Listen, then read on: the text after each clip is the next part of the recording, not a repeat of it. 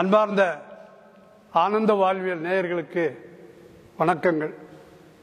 நாம் இன்று பார்க்கக்கூடிய மருத்துவ செய்தியில் இந்த ரோட்டோர கடை உணவுன்னு இருக்கு.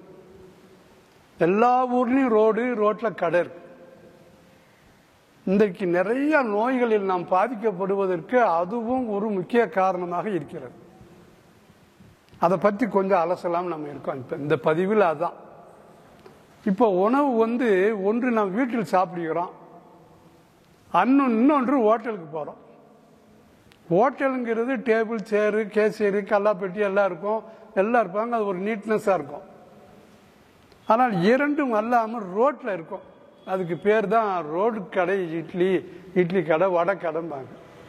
இப்போ ஒரு பஸ் ஸ்டாண்ட் இருக்குது. மெயினாக அந்த பஸ் ஸ்டாண்டை பார்த்தீங்கன்னா அந்த பஸ் ஸ்டாண்டை ஒட்டி நிறைய கடைகளாக இருக்கும். ஒவ்வொரு ஊர்லேயும் இருக்கும், நடந்து போகிற ரோட்லேயும் இருக்கும். உதாரணத்துக்கு இதில் என்னெல்லாம் தயார் பண்ணுறாங்கன்னு பார்த்தீங்கன்னா வடை, பச்சி, மிச்சரு, பக்கடா, முறுக்கு, இப்படி நிறைய செய்கிறாங்க. அதில் அதிகமானது வடை தான். வடையும் பச்சின்னா அதிகமாக இருக்கும். ஒவ்வொரு ஹோட்டல்லையும் பார்த்தீங்கன்னா கிட்டத்தட்ட அந்தந்த டிமாண்டுக்கு ஏற்ற மாதிரி இருக்கும். இப்போ உதாரணத்துக்கு எங்கள் ஊர் சிவகாசி ஒரு ஹோட்டலில் பார்த்தீங்கன்னா ஒரு நாளைக்கு 5000 வடை போடுறேங்க. ஒரு கடை 5000 வடைன்னா அந்த ஊரில் எத்தனை கடை இருக்கும், எத்தனை வடை போகும்னு பார்த்தோம். முந்தி ஒரு காலத்தில் நாம் ஹோட்டலில் சாப்பிட போகும்போது டேபிளில் உட்காருவோம். சர்வர் வருவார், ஐயா என்ன சாப்பிட்றீங்கன்னு கேட்பார். உடனே நாம் என்ன சொல்லுவோம், நமக்கு என்ன தேவையோ அப்போ என்ன இருக்குன்னு கேட்போம். இட்லி இருக்குது, பூரி இருக்குது, போண்டா இருக்குது, சப்பாத்தி இருக்குது, தோசை இருக்கும்பாரு. அப்போ தோசை சொல்லுங்களேன், மசால் தோசையா, முருகலா, நைஸாம்பார். நைஸ் இப்போ தான் வந்தது, இங்கெல்லாம் அப்படி கிடையாது. அப்போ அவர் உடனே தோசை 2 அப்படி கத்துவார் சர்வர். அடுப்பு அங்கடை எங்கேயோ உள்ளே இருக்கும். It is not allowed. யாருமே அந்த கிச்சனுக்கு போக முடியாது ஹோட்டலில். அங்கே சொல்லும் சத்தம் கேட்கும். அப்படின்னா என்ன அர்த்தம், தோசை சொல்கிறாங்கன்னு அர்த்தம். இப்படித்தான் அந்த கல்ச்சர் இருந்தது. இது அப்படியே மூவ் ஆகி ரோட்டுக்கு வந்துருச்சு. இப்போ ஒரு வடை போடுறாங்க அப்படின்னா ஒரு சட்டி இருக்கு, வடைச்சட்டி. வடைச்சட்டியில் என்ன கொதிக்குது, ஒரு வடை மாஸ்டர் உட்காந்துருக்காரு. நல்லா அப்படி இலையில வச்சு தட்டி அப்படி போட்டுக்கிட்டே இருப்பார். வண்டி, பஸ்ஸு, காரு எல்லாம் போய்கிட்டே இருக்கும். தூசி பூரா அந்த எண்ணெயில் விழும். நமக்கு அது தெரிய மாட்டேங்குது. நம்ம இந்த புத்தி நமக்கு வேலை செய்ய மாட்டேங்குது. போய் வடை சூடாக இருக்குன்னு வாங்கி சாப்பிட்றமே அன்றி அந்த தூசி இருக்கு பார்த்தீங்களா, அது அந்த எண்ணெயில் விழுதுங்கிறது நமக்கு தெரியல. நாம் அந்த பக்கம் வண்டியில் போகும்போது திடீர்னு மூக்கை பொத்துறோம், ஏன்னா டஸ்ட் வருதுன்னு. மூக்கை பொத்துற நமக்கு டஸ்ட் அந்த எண்ணெயில் விழும்னு நமக்கு தெரியல. அப்போ அந்த ரோட்டோரத்தில் எண்ணெயில் அந்த டஸ்ட் விழும். அப்போ இந்த வடையில் டஸ்ட் கலந்துடும். ஃபஸ்ட்டு நீங்கள் சாப்பிடும்போது இந்த உடம்பானது வடை என்னென்ன ரூபத்திலே வருது, செரிமானம் பண்ணுதுன்னு வச்சுக்கிடுவோம். ஆனால் இந்த தூசியை செரிமானம் பண்ண உடம்புக்கு தெரியாது. It does not study anywhere. இந்த உடம்பானது இப்படி ஒரு தூசிங்கிற ஒரு பொருளை எப்படி ஜீரணமாகுது என்பது இந்த உடம்பு படித்ததே இல்லை. ஸோ இதுக்கு பேர் தூசி வடை. இதுக்கு ஒரு எக்ஸாம்பிள் பார்த்தீங்கன்னா, என்கிட்ட ஒருத்தர் வந்தார். அவர் உட்காந்துட்டு எனக்கு ஆஸ்மா இருக்குது சார் அப்படின்னார். எவ்வளோ வருஷமாக இருக்குன்னு கேட்டேன். ஒரு மோர் தென் 5 இயர்ஸ்னார். அப்போ அவரை உட்கார வச்சு அவருடைய உணவு முறை ஒரு நாளைக்கு என்ன, காலையில் எழுந்தவுடன் இரவு என்ன வரைக்கும் சாப்பிட்றீங்க அப்படின்னு அந்த ஸ்டைலை கேட்குறோம். இது எங்கள் ஆசான் சொல்லி கொடுத்தார். அப்போ அவர் சொல்கிறாரு, காலையிலேருந்து என்ன சாப்பிட்டு எல்லாம் சொல்லிக்கிட்டே வர்றாரு. வேலைக்கு போகிறாரு, வேலை செய்கிற இடத்துல அப்படி இருக்காரு, சாயந்தரம் போயிடுறாரு. அவர் உணவு முறையில் எனக்கு தெரிய எந்த ஒரு மாற்றமானவோ வித்தியாசமானதோ தெரியல. பீடி, சிகரெட்டு, தண்ணி ஒன்றுமே இல்லை. But he's an under asthma patient. ஆனால் ஒரு குழு கிடச்சிது. 11 மணிக்கு காலையில் 2 உளுந்த வடை, சாயந்தரம் ஒரு 2 உளுந்தடை சாப்பிட்றாரு. ஆஃபீஸ் விட்டு கீழே இறங்கி அந்த ரோட்டோர கடையில் வேறு எதுவுமே இல்லை. அப்போ நான் யோசிச்சு பார்த்தேன். பார்த்துட்டு ஒரு குழு கொடுத்தேன் அவர்கிட்ட. நீங்கள் அந்த வடை சாப்பிடுவதை நிப்பாட்டுங்க, தயவு செய்து வடையை நிப்பாட்டிட்டு ஒரு 2 வாரம் கழிச்சு வந்து என்ன பாருங்கன்னு. ஒரு வாரத்திலே வந்துட்டார். Sir I am all right, I am free from asthma, 5 வருஷத்துக்கு மேலே கஷ்டப்பட்டேன் சார், இப்போ இல்லையே சார் அப்படின்னார். இது என்ன செய்தி அப்படின்னா, அந்த தூசி போய் எண்ணெயில் விழுந்து எண்ணெய் தூசி வடையாகி அதை நாம் கன்சியூம் பண்ணும்போது தூசியை இந்த உடம்பு ஜீரணிக்க முடியாமல் லங்ஸில் போய் அது டெபாசிட் ஆகுது. ஆக்சுவலாக ஒட்டடை அடிச்சியா, குடம்ல வேலை பார்க்குறியா, கெமிக்கல் இண்டஸ்ட்ரியில் வேலை பார்க்குறியா, சிமெண்ட் இண்டஸ்ட்ரியில் வேலை பார்க்குறியா, அயன் ஓர் இண்டஸ்ட்ரியில் வேலை பார்க்குறியான்னு தான் கேள்வி வைப்போம். ஆஸ்மாக்கு தியரி அப்படித்தான்.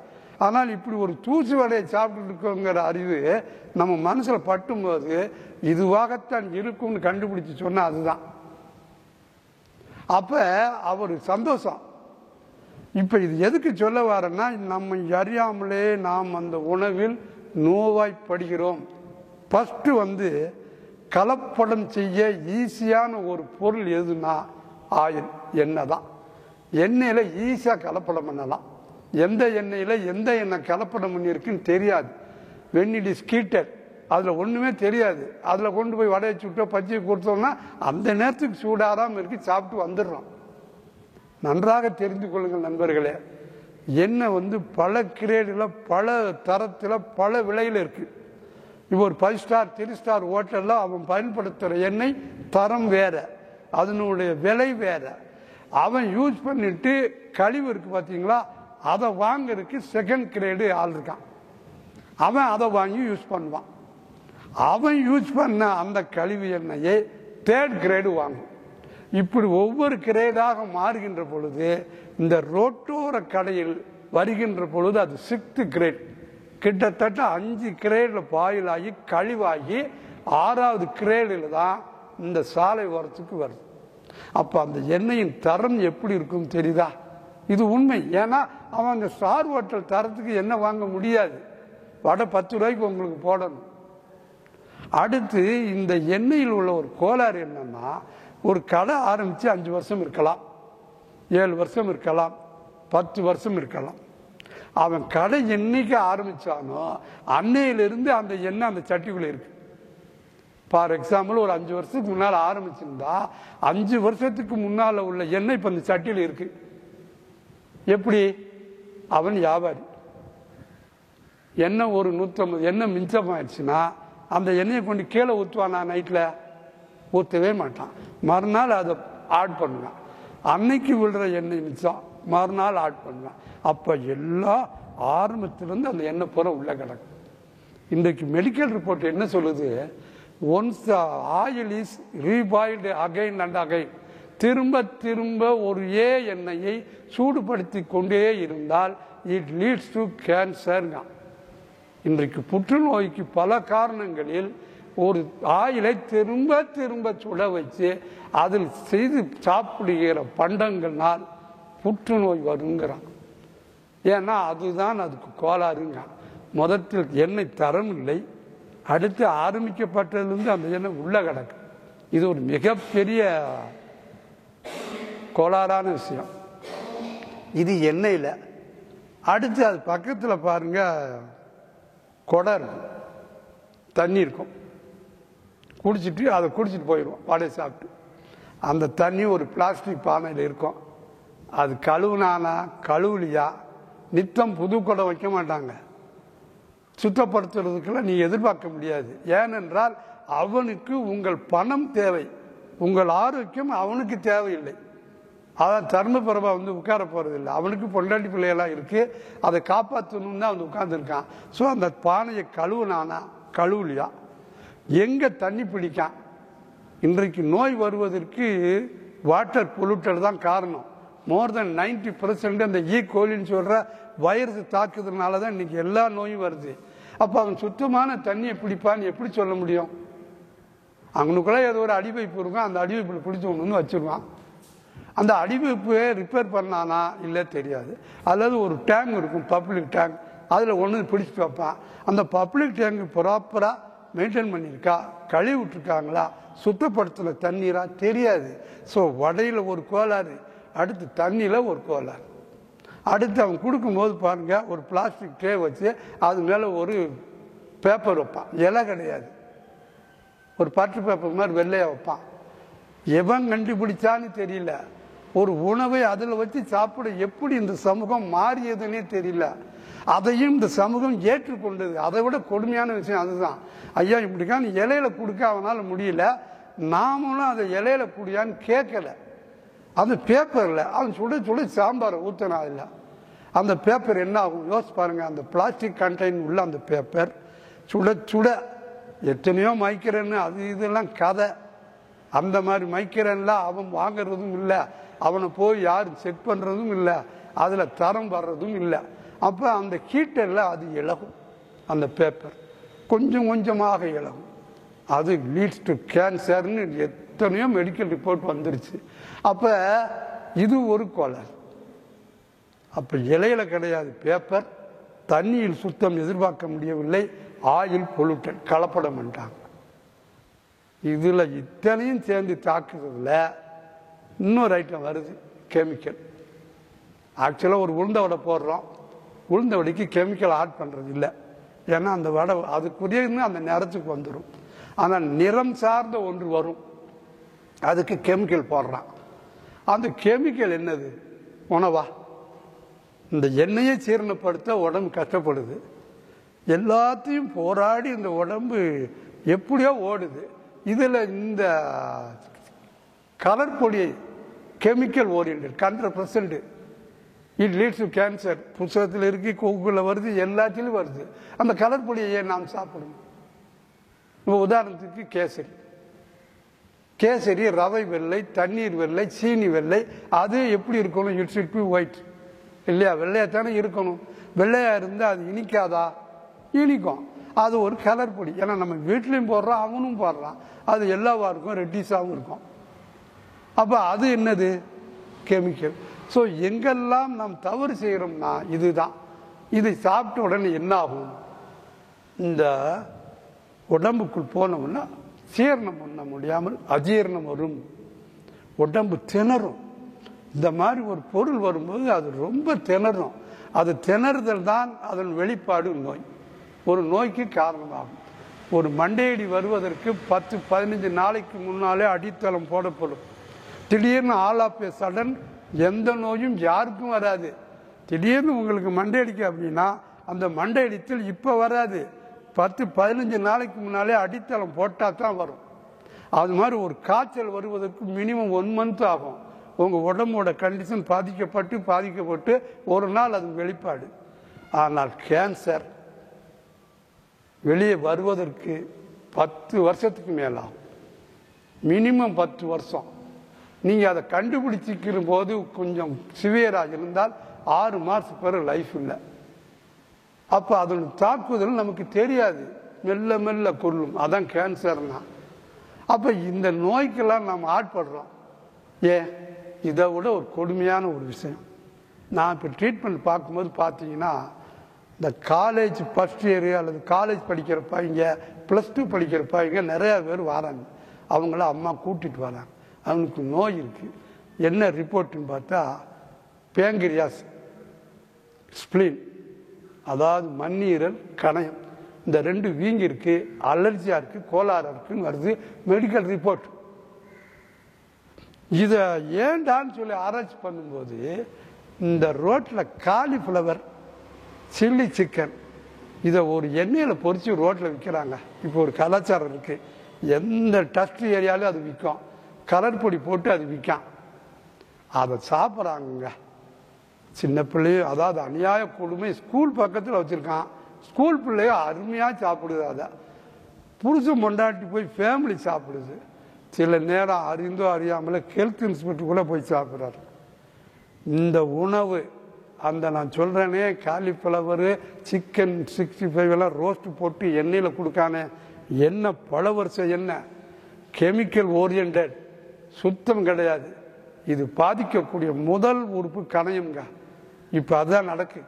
அதனுடைய பாதிப்பு வாமிட்டு வரும், பசியின்மை இருக்கும், பிறகு லேப்பில் போகும்போது கணையம் கெட்டு போச்சும்பாங்க. ரொம்ப சிவியராக இருந்தால் cut பண்ணணும்பா.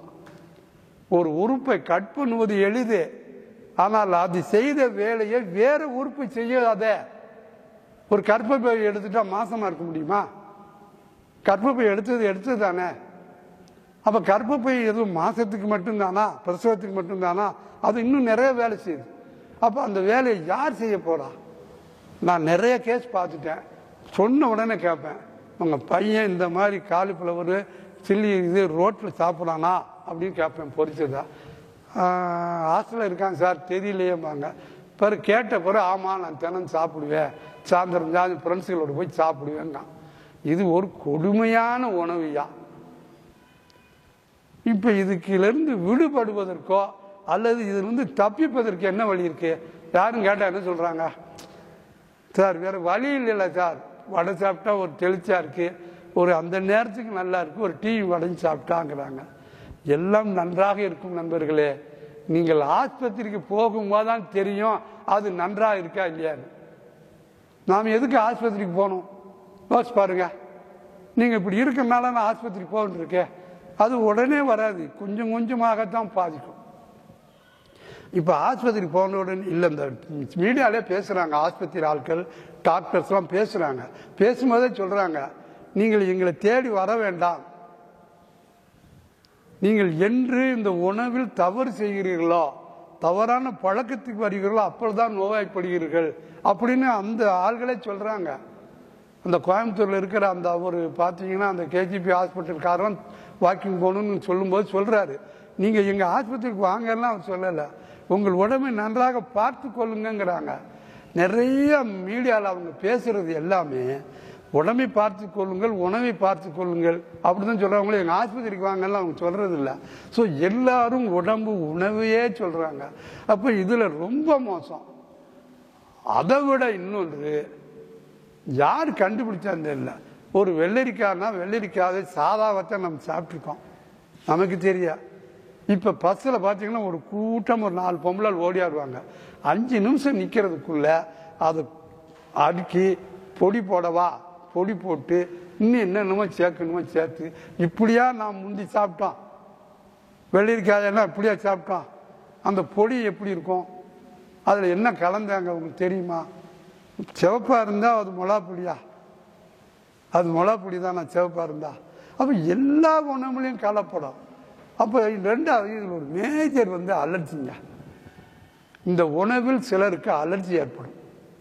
Allergy as per medical dictionary நீங்க ரெஃபர் பண்ணீங்கன்னா, allergy means it is unknown, தெரியாது காரணம் அப்படிங்கிறது அலர்ஜி. யாருக்குமே இதனால் தான் அலர்ஜின்னு ஸ்டேபிள் போட்டு சொல்லவே முடியாது. ஒரு ஆளுக்கு மல்லிகைப்பூ முகந்தால் அலர்ஜியா இருக்கும், ஒரு ஆளுக்கு செம்பருத்தி பூ முகந்தால் அலர்ஜியா இருக்கும். உடம்புக்கு ஒவ்வொரு ஆளுக்கு ஏற்ற மாதிரி அலர்ஜி இருக்கும். என்ன அலர்ஜின்னு தெரியாது. சில நேரம் ஸ்கின் அலர்ஜி வந்துடும், இன்ஃபெக்ஷன் ஆகி நம்ம டாக்டர் போராடுவார் உங்க கூட. ஆனால் உண்ட உணவு என்ன செய்யுதுன்னு அலர்ஜிக்கு அவனவனுக்கு தான் தெரியும், வேறவனுக்கு தெரிவதற்கு வாய்ப்பு இல்லை. ஏன்னா டாக்டர் ட்ரையல் அண்ட் எரர் தான். உங்களோட கொஸ்டின் கேட்டு கேட்டு அவர் ஒரு அண்டர்ஸ்டாண்டிங் வருவார். ஏதோ ஒரு குளோரமீசின், ஒரு ரெஸ்டோக்ளைனே ஏதோ மாத்திரை கொடுக்காரு. ஒரு வாரம் கழிச்சு பலபடியும் அதே மாதிரி சிம்டம் இருக்குன்னா மாத்திரையை மாற்றுவார்.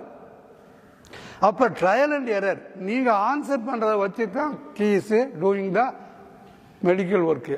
அப்ப நமக்கு தான் தெரியும் நம்ம என்ன சாப்பிட்டோம், ஏது சாப்பிட்டோம். அதுலயும் சில ஐட்டம் இருக்கு, ரோட்ல போடுறான், அது என்ன நூடுல்ஸா, அதை போட்டு முட்டைங்க ஜாமுங்க என்னென்னத்தையும் கலக்கம், அப்படி தூக்கி பந்து அப்படி காட்டுவேன். இந்த சர்க்கஸ்ல காட்டுவாங்க தெரியுமா, சோக்கர்ல கீழே உழவு ஓடும், அது மாதிரி எடுத்து போட்டு அப்படி தூக்கி தூக்கி காட்டுவேன். இவன் சின்ன பிள்ளை கூட்டு போயிருக்கான் அப்பா, அந்த பிள்ளை வேடிக்கை பார்க்கும். நல்லா கூர்ந்து கவனிங்க, அந்த சாலையோரத்தை அப்படி தூக்கி தூக்கி காட்டுறான் இல்லையா, அதில் அந்த உணவு உயர போகும்போது தீ பிடிக்குங்க. அந்த உணவு தீ பிடிக்கும். அதாவது ஒரு ஊடகம் தீ பிடிச்சி அதில் தான் உணவு தயார் பண்ணணும், அதான் முறை. எரியிற இதுல உணவே எரிஞ்சா கேன்சர், அதான் கேன்சர். உணவு டைரக்டா எரியக்கூடாது. இப்ப அப்படி வந்துருச்சு. அப்ப அவன் தூக்கி தூக்கி போடுறான் இல்லையா, அதை சாப்பிட்டோம்னா மிகப்பெரிய ஆபத்தில் நம்ம சிக்கணும்னு அர்த்தம். ஒருக்க சாப்பிட்டுட்டீங்கன்னு வைங்க, திரும்ப அந்த டேஸ்ட் உங்களை விடாது. ஏன்னா ருசின்னு சொல்லி அதுக்கு தானே வச்சிருக்கான், உங்களை விடாது. இத்தனை அபாயங்கள் இருக்கே, இதிலிருந்து எப்படி தப்பிப்பது? இப்போ அடுத்த கேள்வி வரும். ஏன்னா நம்ம எல்லாரும் சாப்பிட்டு இருக்கோம், தெரிஞ்சும் சாப்பிட்றோம், அபாயம் தெரியாமலும் சாப்பிடுறோம். அப்போ தப்பிப்பதற்கு எதுவும் வழி இருக்கா? அவன் நன்றும் தீதும் பிறர் தரவாதா.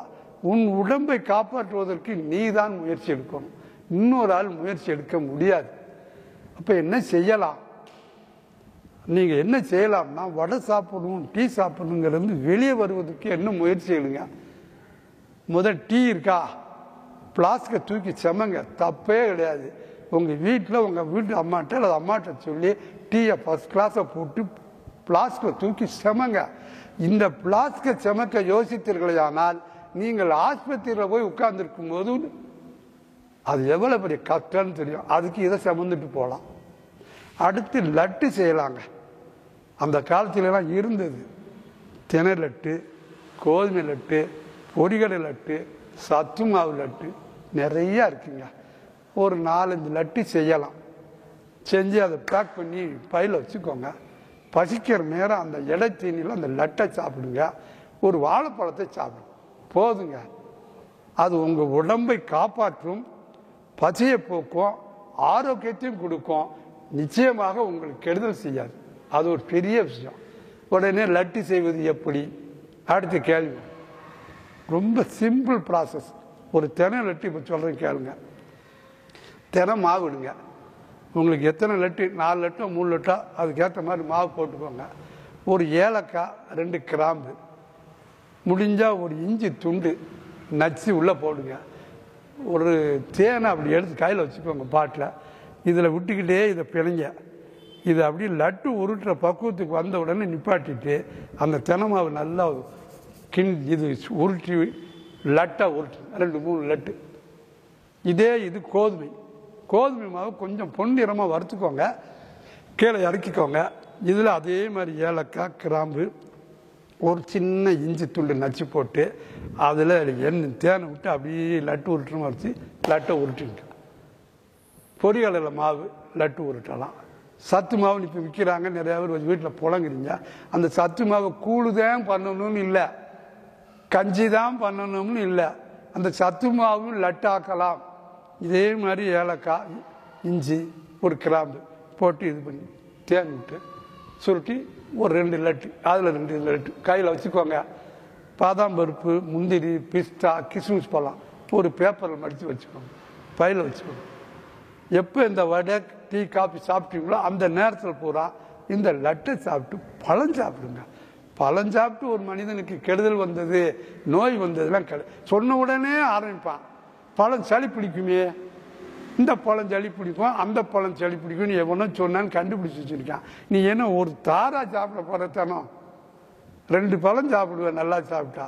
தார் மாதிரி ஒரு தாரில் சாப்பிட போகிற சாதாரண பழம் 2 பழம். அழகான உணவு, உன்னை காப்பாற்றும் உணவு, உன்னை எதுவுமே செய்யாத உணவு. அது மாதிரி தண்ணீர், ஒரு தண்ணியை நான் சொல்கிறேங்க, அந்த தண்ணீரை வீட்டில் செஞ்சுக்கோங்க. அந்த தண்ணியை குடிக்கும் பழக்கத்துக்கு வாங்க, உங்களுக்கு நோயே வராது. என்ன தண்ணி? The water is energy by sun. இதை உயிர் ஊட்டப்பட்டது சூரிய பகவான். சூரிய பகவானால் எனர்ஜி ஊற்றப்பட்ட தண்ணீரை எந்த வீட்டில் குடிக்கிறார்களோ அவர்கள் கிட்டத்தட்ட 95% they are free from diseases. வருவதற்குரிய காரணங்கள் எதுவுமே இருக்காது. அது எப்படி செய்யலாம்? ஒவ்வொரு வீட்டிலையும் பித்தளைப்பானை, செம்புப்பானை, வெங்கலப்பானை இருக்கும். கல்யாணம் கட்டும்போது ஆத்தா போட்டு விட்டா, சீர்வரிசையில் எல்லா பொருளும் போடும்போது ஒரு பித்தளைப்பானை போட்டு தான் விட்டாங்க. யார் வீட்லையும் போடாமல் இல்லை. ஆனால் அது பரண்டில் இருக்கும், அதை யூஸ் பண்ணலை. இப்போ எவசிலர் வந்துடுச்சு, கழுவ வேண்டியதில் ஒன்றும் இல்லை, கையை விட்டு தண்ணி போட்டால் கழுவிடலாம். அதுனா புளி போட்டு 3 நாளைக்கு ஒருக்க தேய்க்கணும். இந்த சோம்பேறித்தனத்துக்கு தான் அது வந்துச்சு. ஸோ ஒரு செம்பு பானை அல்லது ஒரு பித்தளை பானை, ஒரு வெங்கலப்பானை ஏதாவது ஒன்று இல்லைன்னா வாங்கிருங்க. இன்னைக்கு மெடிக்கல் ரிப்போர்ட் வந்துக்கிட்டே இருக்கு. செம்பு பானையில் தண்ணீர் குடித்தால் எவ்வளோ ஆரோக்கியம். கூகுள் அடிச்சு பாருங்க, காப்பர் வாட்டர் ட்ரிங்கிங் யூசஸ் என்னென்னு போட்டு அடிஞ்சா கக்கிக்கிட்டே இருக்கும், என்னென்ன பதில். இதெல்லாம் நாம் அந்த காலத்தில் உபயோகப்படுத்திய பொருள். எவர் சில்வர் பிளாஸ்டிக், இந்த 2 ஊடகத்தில் இருக்கும் தண்ணீர் மனிதனை காப்பாற்றாது. கால் கழுவலாம், மூஞ்சி கழுவலாம், பாத்திரம் கழுவலாம், உடலில் குடிப்பதற்கும் சமையலுக்கும் ஆகாது. அப்போ இந்த ஒரு மண்பானையை எடுங்க, அங்கே உங்கள் மண்பானை உடனே வீட்டில் உள்ளே வச்சுக்கோங்க. அடுத்து ஒரு பித்தளை பானை, செம்பானை ஏதாவது எடுங்க, உள்ள ஈயம் பூசிருக்க கூடாது. அந்த பானையை நல்லா கழுவிட்டு உங்கள் வீட்டில் வரக்கூடிய போர் வாட்டர் கொஞ்சம் நார்மலாக இருந்தாலும் சரி, அல்லது வரக்கூடிய முனிசிபல் பஞ்சாயத்து வாட்டர் அது நார்மலாக இருந்தாலும் சரி, அதை எடுத்து, மினரல் வாட்டர் வேண்டாம் சார் எங்கள் இதுக்கு 2 தண்ணியும் நல்லா இல்லை, வர்ற போர் வாட்டரும் நல்லா இல்லை, முனிசிபல் வாட்டரும் நல்லா இல்லை, சரி மினரல் வாட்டர் எடுத்துக்கோங்க. தேர்ட் பர்பஸ் இல்லாத பட்சத்தில் எடுத்து அந்த பானையில் நிரப்புங்க. 11 மணி வெயிலுக்கு கொண்டு வெளியே வைங்க. வச்சு ஒரு வண்டு கட்டுதல்பாங்க, ஒரு வெள்ளை துணியை வச்சு அந்த காலத்தில் முடிச்சு போட்டுருவாங்க. அப்படி வண்டு கட்டிட்டீங்கன்னா சூரிய ஒளி உள்ளே இறங்கும். சூரிய ஒளி இறங்கும் போது தூசி உள்ளே போகாது, ஏன்னா வண்டு கட்டியிருக்கீங்க. இந்த water is energy by sun. ரொம்ப அற்புதமான ஒரு விஷயம். அந்த காலத்தில் பீகாரில் வந்து ஒரு ஃபாரினர்ஸ் வந்தான். இந்த கண்டெய்னரில் செம்பு இது காப்பரில் செம்பு அது இது வச்சுருந்தாங்க.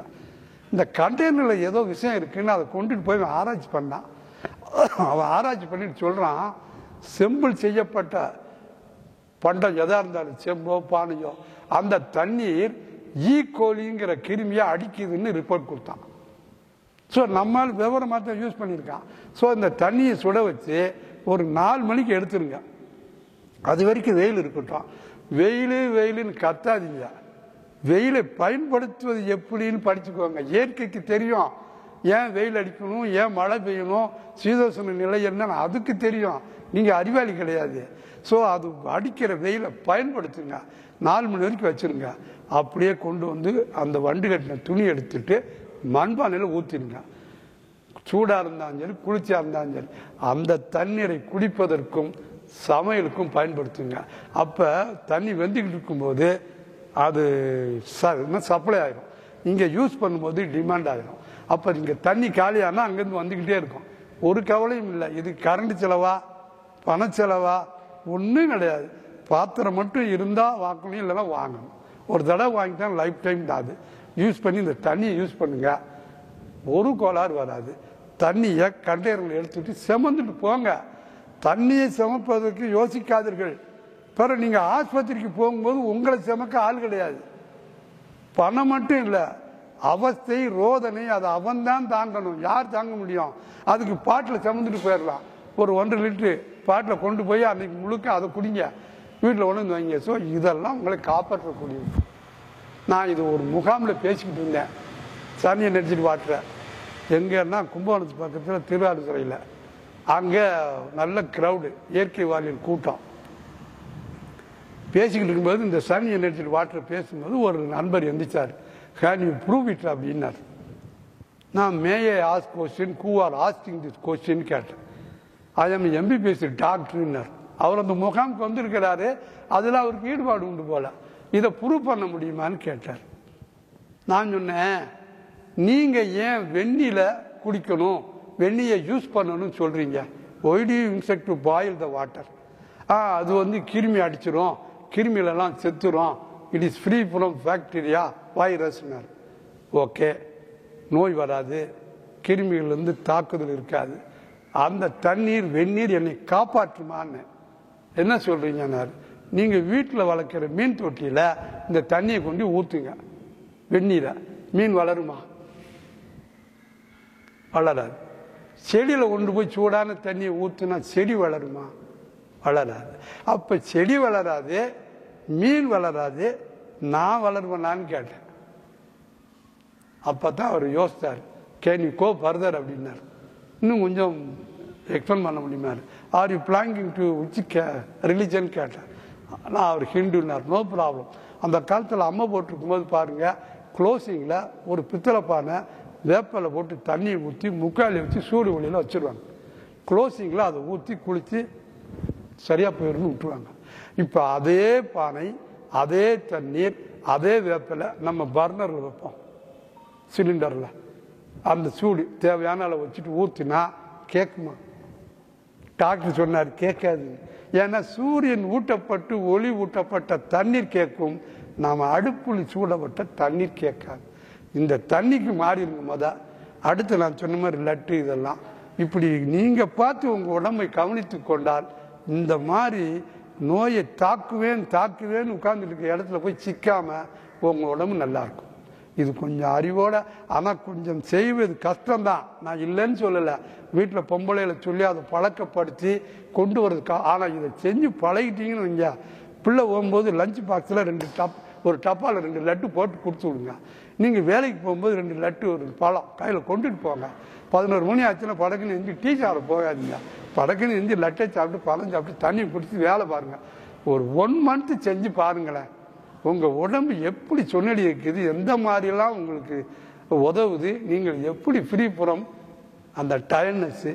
இன்னொன்று பார்த்துருக்கேன், இந்த பஸ்ஸில் ஏறி உட்காருவாங்க வேலைக்கு போகிறவங்க, பொம்பளை முதற்கொண்டு 9 மணிக்கு தாங்க பஸ்ஸில் ஏறிப்பாங்க. 9:30க்குள்ள தூக்கம். என்னையா காலையில் 9 மணிக்காயா தூங்குவாங்க யாரும்?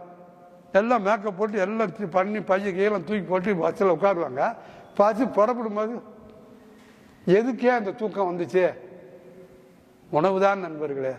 எனவே உடம்பில் கவனம் செலுத்துங்கள், அது உங்களை காப்பாற்றும்.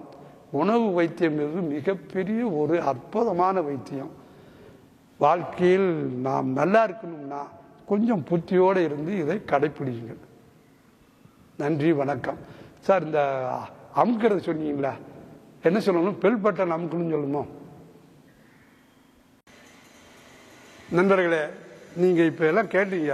இந்த செய்திகள் தொடர்ந்து கிடைப்பதற்கும் உங்கள் நண்பர்களுக்கு அதை இது பண்ணுறதுக்கும் நீங்கள் பெல் பட்டன் அதை அமுக்கி சப்ஸ்கிரைபும் பண்ணிக்கோங்க. இந்த தொடர் திரும்ப வருவதற்கும் 4 பேருக்கு கொடுத்து உதவி செய்யும் வசதியாக இருக்கும். அதனால் பெல் பட்டன் அமைக்கி சப்ஸ்கிரைப் பண்ணிக்கோங்க. வாழ்க வளமுடன்.